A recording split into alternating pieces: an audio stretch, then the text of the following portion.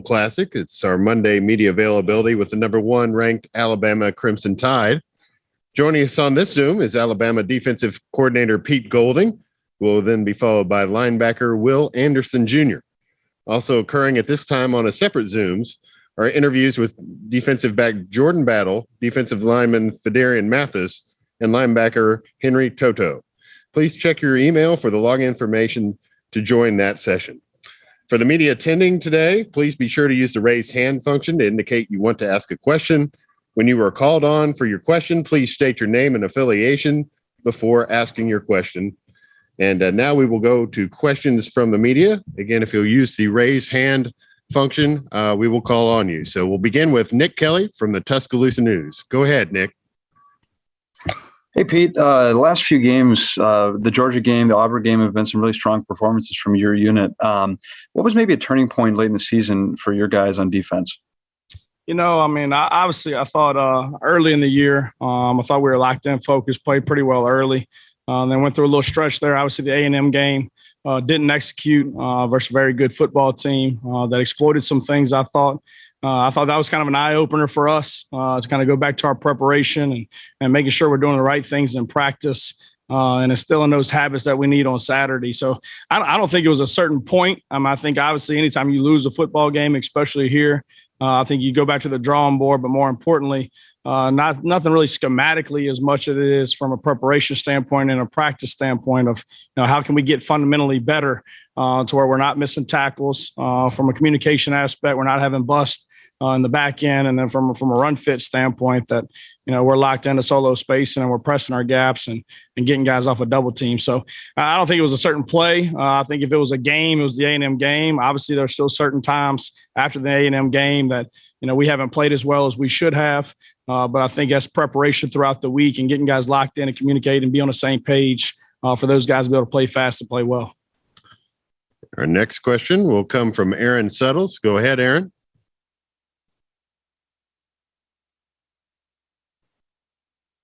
Aaron, go ahead. Pete, this is Aaron Suttles from The Athletic. You talked about some of that inconsistency from your defense. Sometimes that was game to game. Sometimes it was quarter to quarter or drive to drive. If you look at the defense and the way they've been playing, sort of trending this last month of the season, what would you say the identity of this defense is? I think hopefully we're getting to the identity of this defense of tough, competitive people that love playing football, that play with passion, play with discipline, and play with great effort. I think obviously you can cover up a lot of mistakes, in my opinion, in football with speed and effort. And so we're not going to be perfect. Those kids aren't perfect. I'm not perfect. So there's going to be things that occur in the game where we make a mistake. But if we're playing fast and we're playing tough and we're playing physical, I think sometimes you can hide those mistakes, with effort. So I think that's something that has shown up. Obviously, there's been games where it's been a negative yardage play or we've gotten off the field on third down. And I can assure you, all 11 we're on the same page and do everything correctly. But, one guy made a decision, for maximum effort and to do a great job. And, he beat his guy. So I think a lot of it comes up in the preparation aspect of it. I think obviously you got to get 11 guys that feel comfortable with what you're doing. Obviously, we see a lot of different things that we don't prepare for. Obviously we prepare for everything they've done in a history of wherever they've been. And then obviously we put issues on tape that we've had problems with throughout the year with other opponents that we feel obviously they're going to try to do versus us because it's been successful. So you try to prepare your guys for everything that they could see. Obviously they're on the chalkboard too, drawing up new things. So, you got to have your guys comfortable within your defense to let the rules apply, when they see something that they haven't practiced against. And I think with that comes communication. And I think communication obviously is better with older players that have more experience that have been in those situations. But it's our responsibility to put them in those places in practice, to show them everything, have a plan for it, be able to execute and be able to communicate. So I think that's been the biggest difference to me the last couple of weeks. Guys have been comfortable. I think there's been better communication on the field. I think there's been a better effort overall to the football. And I think we've tackled better. I think we're rallying to the ball and we're vice tackling and trying to take shots at the ball. Still wasn't where it should be. Obviously, getting the ball on the ground and creating turnovers, something obviously we're still emphasizing, something that we got to do a really good job of. But I think the preparation throughout the week, the attention to detail, and trying to practice the right way. So then on Saturday or Friday night this week, obviously, it's second nature. Okay, we'll go next to Mike Rodak. Go ahead, Mike. Pete, these Alabama coordinator jobs historically have been a bit of a jumping off point for coaches to become head coaches. Just in these last couple of years, how do you feel like you've grown as a coach and just relative to some of the opportunities that might come your way in the future? Well, obviously, I took this job, to work for the best football coach to ever coach the game, in my opinion, and so I learned something new every day. I've always been one, regardless where I was at, to be where my feet are. To do the best job where I'm at, to try to prepare our kids the best way, to develop them on and off the field. So I've always been one. I think if you do a really good job where you're at, which obviously a lot of people before me have, then opportunities will come. I promise you I'm in no rush to be a head coach. I think a lot of that is overrated. I got in this profession to develop players, to be in that room, to have fun with them. And I think sometimes, depending upon where you're at, you don't get that anymore. And so I make plenty enough money, more money than I ever thought I would coaching football. I can assure you that. So I'm in no rush. Obviously, when those opportunities come, you weigh them, as a family and see if it's the best for you and for them. But I enjoy where I'm at. I learn something new every day. We got great kids to work with. The University of Alabama is awesome to be, our support system, our administration. So I love where I'm at. We'll go next to Michael Casagrande from AL.com. Go ahead, Michael. Yeah, Pete, how do you handle criticism from fans? Well, their name ain't on my paycheck, so I really don't listen to it. But no, I think obviously, my old man was a high school coach growing up. So I think it was something I learned at an early age, from my mom. It's like, look, some people are going to love your dad. Some people are going to hate your dad, so it's still your dad. You're always going to love your dad. But, I don't listen to the outside noise, to be honest with you. I think if you're a football coach and you do that, I think you get out of this profession pretty quick. You go start selling insurance and playing golf. So, obviously, there's no bigger critic on me than me. Obviously Coach Saban does a great job and stays on top of us to make sure we're doing things correctly. But also, obviously, I want to put a great product on the field. And that comes with great preparation throughout the week, demanding that from your guys, making sure you're getting in practice, obviously schematically being sound and trying to get guys in the right place. But more importantly, throughout the week, demanding it. And then I think it shows up. So I don't get caught up in it, to be honest with you. I ain't no big media guy or all that type of stuff. I try to work my butt off and put our kids in the best position that we can for success and try to coach them throughout the week. Okay, we'll go to Katie Wyndham from Bama Online, Bama Central. Go ahead, Katie. Coach, last time we got to talk to you at the beginning of fall camp, you said that Henry To'oTo'o as a transfer was above and beyond from a leadership standpoint, which you'd ever seen in a transfer. What did you kind of see in him at that time to know that? And then how big has he been for your defense, both from a leadership and ability standpoint this year? Yeah, I think from a leadership standpoint, I think a lot of it, is based kind of on your personality. And the one thing that I was impressed about him when he came in is he soaked it all up. He didn't come in the first day trying to tell folks what to do. He came in and kind of was aware of his surroundings, worked his butt off, and tried to work harder than everybody else and tried to learn the defense. And he tried to learn our players and how we do it here and what's the expectations. And then I think once he got a grasp of that, then he decided to lead. And Henry's one of those guys that he's going to try to prepare harder than anybody else. He's going to try to work harder than anybody else, and he's going to try to practice harder than anybody else. But what he does is he brings people with him. And so, he's going to go to those backers. That third week he was there and he's like, hey, you know what? 4:00 today. This is in the summer. I'm getting some extra tape. If y'all want to come on. And it was a couple guys the first week, and then it was a couple more the next week. And by the end of the summer, it's all of them. And I think that's one thing. He's a by example guy, but guys appreciate how hard he works and how much he loves the game and what he puts into it. And so he naturally, I think people gravitate towards him. And I think he can bring people places they can't bring themselves. And I think that's leadership. But he's not one of those guys that's going to curse them out and grab them by the face mask and do all those things. I think it's by example and studying hard and preparing hard and practicing hard. And I think people see that turn into success on Saturday, not always like he wants it. He makes mistakes like everybody else, but I think from his energy, his effort, his attitude, I think people want to mimic that. And I think he brings people with him. Okay, we'll go to Charlie Potter from Bama Online. Go ahead, Charlie. Yeah, hey, Coach.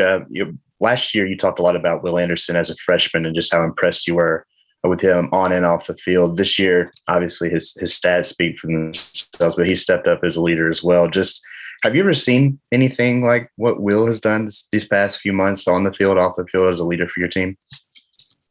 I mean, obviously, you've had guys that I think have been able to impact a team. I think it's very rare to have a guy with his skill set, his ability to be the type of person that he is. I think Coach mentioned this last year about last year's team. Like, it's rare for your best players to be your best leaders and your best people. Normally there's a flaw in people, and I'm not saying he doesn't have flaws, but I ain't found one. So I mean, he's a kid that loves football, works his butt off. He's in there with Coach Sal all the time, getting extra tape. And he's another guy that puts it on tape, whether it's practice or a game. And so nobody can question his work ethic, his attitude, his intensity. So when he steps at somebody, there's nothing they can say. And I think he's got a little different demeanor than Henry probably, of getting people to do certain things that they need to do to help us be a better football team. So with the athletic ability, with the character the kid has and the leadership, he's definitely the total package. And that's why obviously he's received a lot of awards and he's helped us win a lot of football games. He gets everything he deserves. Okay, next we'll go to Chris Vanini, the Athletic. Go ahead, Chris. Yeah, Pete, want to ask about Cincinnati and Jerome Ford, who you were briefly with there at Alabama, and his ability to hit big plays, but also quarterback Desmond Ridder. Curious what you see out of those two guys. Yeah, I mean, I think obviously they're undefeated for a reason. I think they're coached extremely well. I think they got a very good scheme. I think they use all 11, meaning they run their quarterback as well. That they work you horizontally and vertically. So they're very challenging from that aspect. They do a really nice job with big people creating extra gaps to make you be sound. I think obviously Nine has played a lot of football. I think he gets them in and out of certain plays, at the right times based on coverages and fronts in the run game and the pass game. And then I think Ford, obviously, we knew he had elite speed coming out of high school. I think he was a 10-5 guy in high school. I think he's gotten a lot stronger, got a really strong lower body, has a lot of yak yards. He's got good balance and body control. I think he's got good vision. They'll still use him out of the backfield.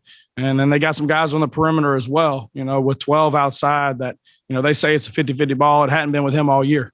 They throw it up and he goes and gets it. And then, they got those two tight ends that are extremely long, that have really big catch radiuses that they use in the pass game and in the C area blocking. So they're a very successful offense. They do an extremely, good job. They're well coached. So we got our hands full for sure. Okay, next we'll go to Tony Salakis. Go ahead, Tony. Hey, Pete. Just what have you seen from Jaylen Armour-Davis in practice? And then how key is he in stopping this big passing attack that you just kind of talked about in Cincinnati? Well, obviously, Jaylen for us has, had a lot of experience in games. He's a smart football player. He's instinctive. He's one of our longer corners with top end speed. So, we're playing longer guys this week that can run, can go up and catch the football. There are multiple offense and create a lot of formations by motions and shifts. So obviously the experience that he's had and the understanding of our defense and the composure that he has, we need. So he's practiced all week. I mean, he's looked well to me, so it's good to have him back. Next, we'll go to Mitch Lucas. Go ahead, Mitch. Hey, Pete, I am Mitch Lucas from the Kilgore News Herald in Texas. After watching about every Alabama game this season, one of your biggest losses to injury, it appears to be Josh Jobe. How will you guys get over the loss of Jobe for this game? Yeah, I mean, I think it's whether it started last year or every year in football, you're gonna have some guys go down and then throw COVID on it, So I think you got to develop the bottom of your roster, which I think Coach does, an extremely well and good job at, especially in camp and throughout the season of how we practice. So I think we got a lot of guys with bank practice reps, and what we're doing. We've got some guys with game experience, earlier in the season with some games that we got up on. So it's next man up around here. We don't control that. We don't control the injuries. We don't control COVID. So it's next man up. So we've got guys, at the corner position, whether it be in Kool-Aid or some other guys that have played in games, have started games. And so they're going to have to step up. There's no different for them. They got to lock in. They got to focus. Got to be able to play the next play. And, when their number's called, they got to be able to compete and contest the play. And so I think we're ready. I think we got guys ready to play. Coach, we'll take one final question from Carrie from WVTM. Go ahead, Carrie. Hey, Coach, how are you? Good. I wanted to ask, obviously, we can't talk about any of this in the college football landscape without mentioning COVID. And I just want to know, do you have a preference, or what would that preference be during this time to kind of have this limited access to all this extra stuff and all those extra distractions? Or do you like that? Do you like that stuff normally for bowl weeks? You know what? It kind of reminded me of fall camp. We had I can't remember what exactly it was, but like the second week of fall camp, we kind of revamped and went to mask and all those things. And it reminded me of last year. And that's what I brought up to our players. So, you know what? I said last year, a lot of guys made decisions to give up everything outside of this facility for one common goal. And it was an entire team. And it was going out. It was being with their family at certain times to work their butt off, to play for each other for one common goal, and that was to win a championship. And so I think that's what it brings me back to. I think that's what it brings our guys back to. We've been here before. We've done this before, with the pandemic. And you can't be selfish. And you got to realize what you do to everybody in that room. And we got a lot of guys that put a lot of work, into this season. And they've given themselves the opportunity to be able to play and compete, in the semifinal game. And who are you, to take a chance on that? And so I think we've been through this, which has helped. I think we got very unselfish guys. I think we got good leadership on our football team. And they stood up the other day and was like, you know what? One guy on our team said, I've never experienced a bowl week, but I have experienced to get a national championship ring. They said, that's what we're here for. And so I think bowl games are a great concept, but, we're playing to win a championship. And in order to win a championship, you got to win this game versus a very quality, good football team. And so if our entire focus of every individual on our team is not on that, then we're not going to give ourselves our best chance.